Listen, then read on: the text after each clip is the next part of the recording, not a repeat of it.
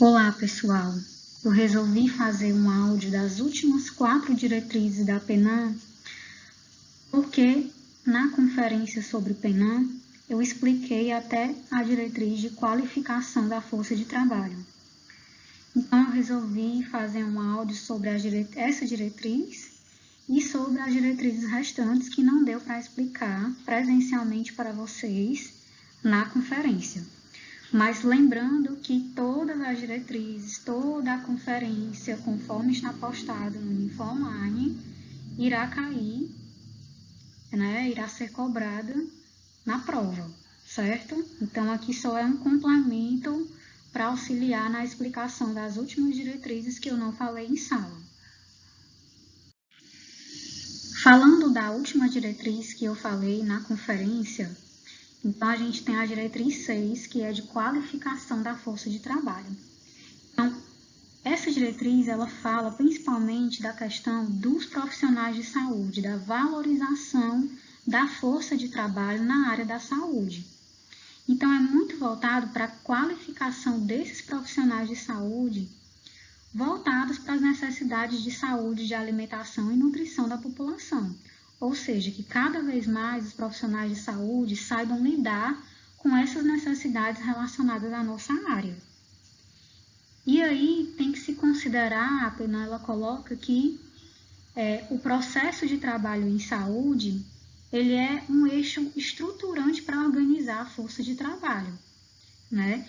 Então, quando a gente fala de considerar o processo de trabalho, a gente fala muito da questão da educação permanente, que é considerar a realidade de trabalho, considerar a realidade, as necessidades que são enfrentadas no dia a dia nos serviços de saúde e, a partir dessas necessidades, refletir sobre elas e, em cima delas, propor a formação dos profissionais, considerando, essas necessidades, para, a partir de então, os profissionais eles poderem reformular suas práticas, reformular o seu modo de trabalhar, para ser cada vez mais adequado à realidade do seu serviço.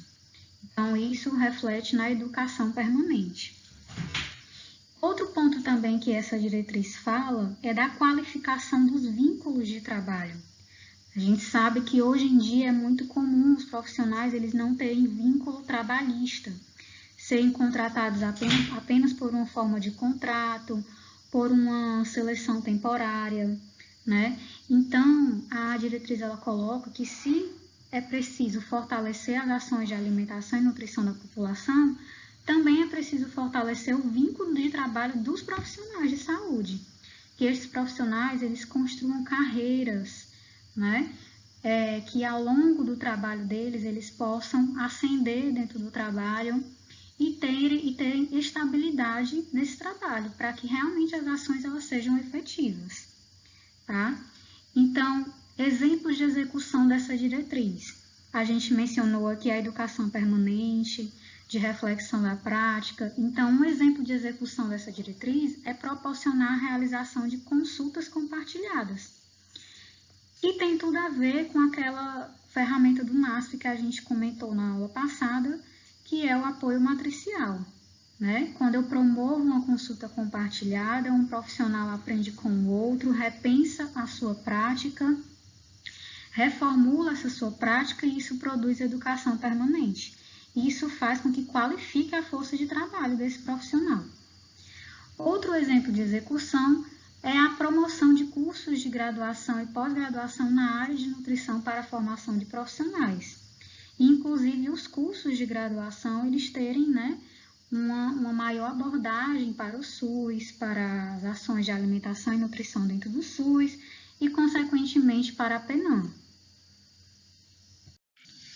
A 7ª diretriz, ela é chamada de controle e regulação dos alimentos.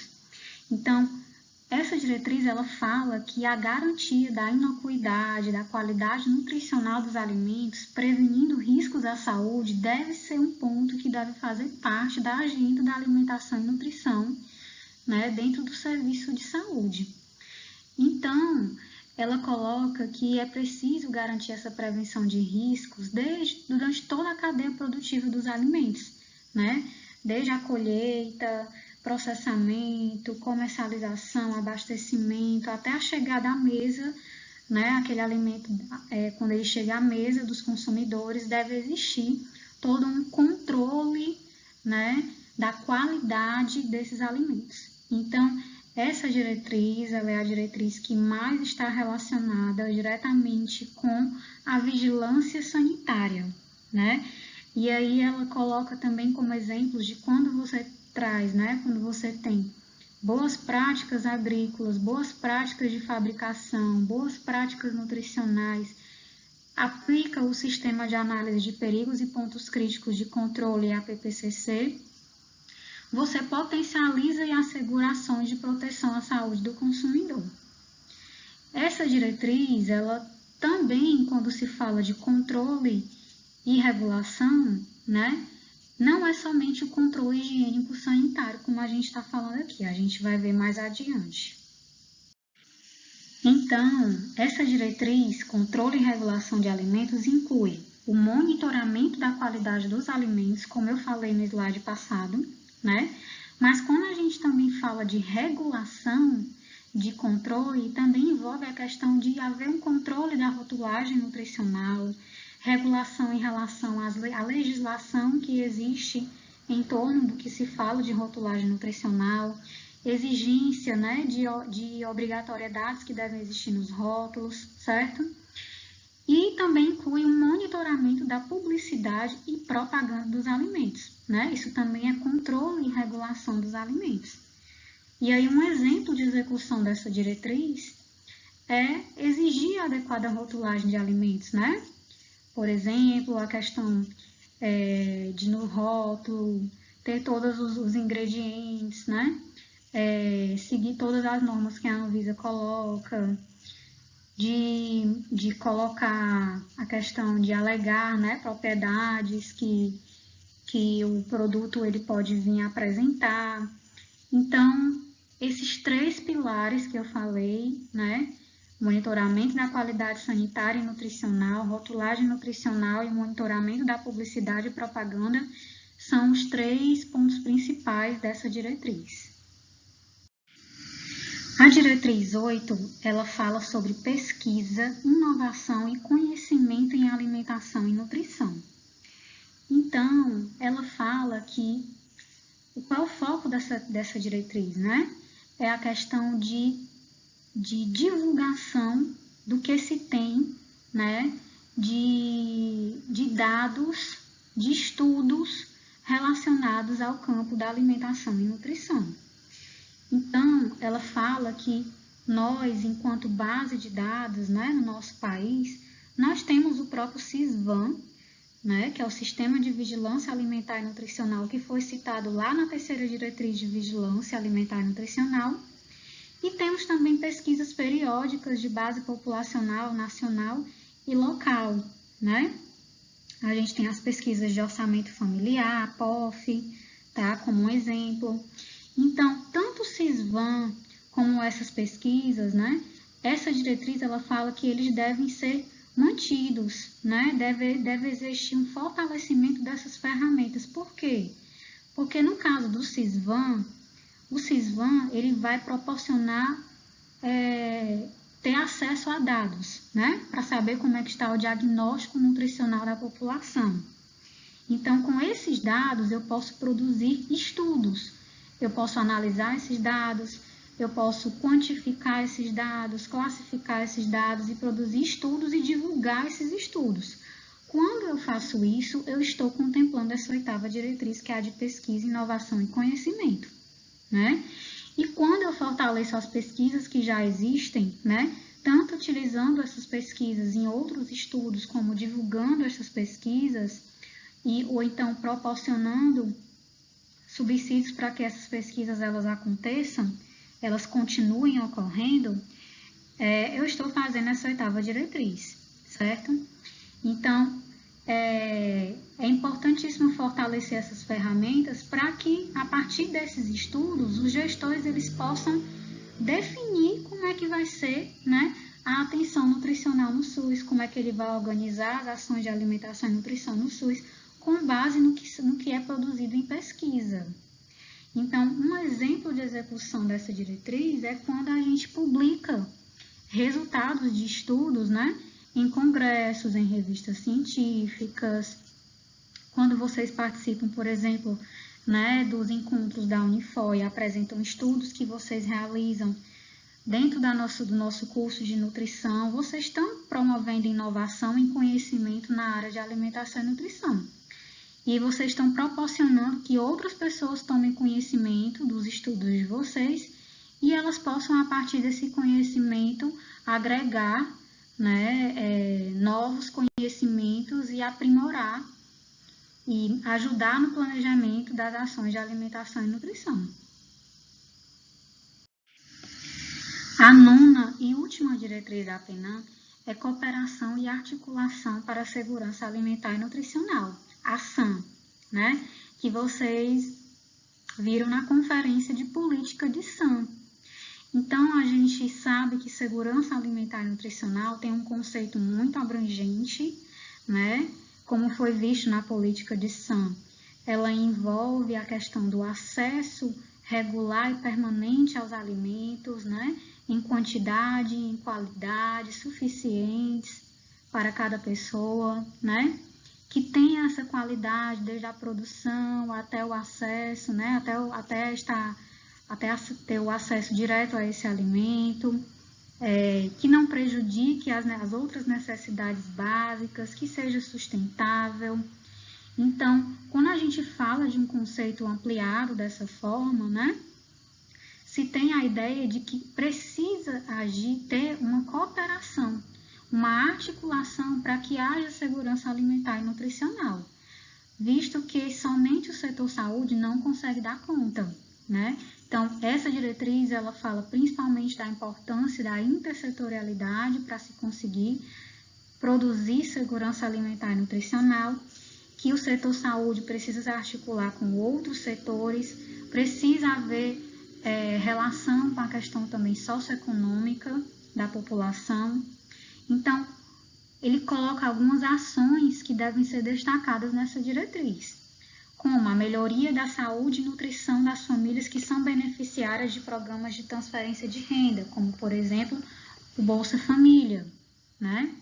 Então, eu tenho que buscar ações visando essa melhoria da saúde e nutrição dessas famílias, porque sabemos que são famílias que estão em uma situação de vulnerabilidade social. Outra ação é a interlocução com os setores responsáveis pela produção agrícola, distribuição, abastecimento e comércio local de alimentos, visando o aumento do acesso a alimentos saudáveis. Então, é a questão de fortalecer, né, a produção local, sempre fazer uma articulação com essa produção agrícola, com a forma de distribuição, de abastecimento, de comércio. É você fazer uma ação que você consiga articular, por exemplo, supermercados da região, para que esses supermercados eles estimulem o consumo de alimentos saudáveis. É você incentivar o trabalho da agricultura familiar, porque a gente sabe que está incentivando a agricultura, no caso, a alimentação saudável. Outro ponto que ela coloca é a promoção da alimentação adequada e saudável em ambientes institucionais, como escolas, creches, presídios, albergues, locais de trabalho, hospitais, restaurantes comunitários, ou seja, fazer essa intersetorialidade, né? Promover a alimentação adequada e saudável nos diversos setores. E aí, continuando, ela também fala da articulação com as redes de educação e rede socioassistencial para a promoção da educação alimentar e nutricional, né? Então, quando a gente vê a questão da promoção dos restaurantes populares, desses restaurantes populares, eles atenderem aquela população que é aquela população mais vulnerável, que tem um apoio socioassistencial mais próximo, um acompanhamento da rede de assistência social. Então, e aí articular essas redes para promover educação alimentar e nutricional é uma das formas. E ela também agrega a articulação com a vigilância sanitária para a regulação da qualidade dos alimentos processados E apoio à produção de alimentos advindos da agricultura familiar, como eu já falei, né? Dos assentamentos da reforma agrária e de comunidades tradicionais. Então, vejam que existe uma articulação com a vigilância sanitária dentro dessa diretriz, né? Então, para não confundir com a diretriz anterior de controle e regulação de alimentos, né? Ela é bem focada no controle e regulação de alimentos. A diretriz 9, que é essa que estamos falando, ela entra como um dos eixos dela a articulação com a vigilância sanitária, porque a gente sabe que precisa ter, que segurança alimentar também envolve a questão da qualidade higiênico-sanitária dos alimentos.